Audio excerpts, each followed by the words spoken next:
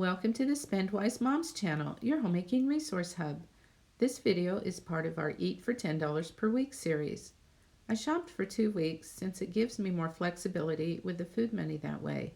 I spent a total of $19.79 or about $9.90 per week. Because of inflation, prices are rising, but you can still eat healthy meals on a budget.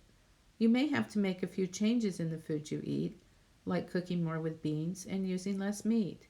It is healthier for you to do this and more economical as well.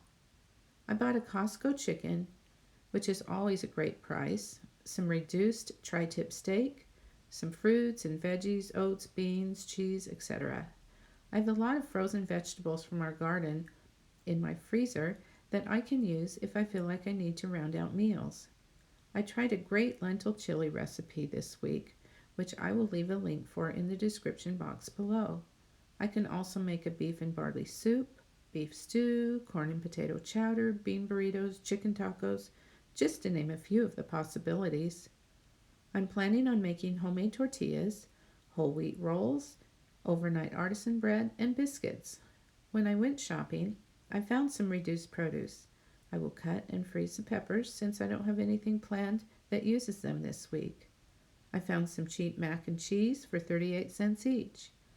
I saved money by purchasing the beans and lentils from the bulk section, and I could also get just the amount that I need.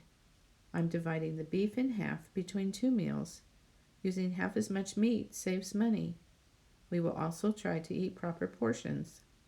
Look at saving money on food as a challenge that you can overcome and successfully accomplish. Do your best, and the more experience you have, the better you will succeed. Thanks for watching the Spendwise Moms channel. Please subscribe for more videos like this.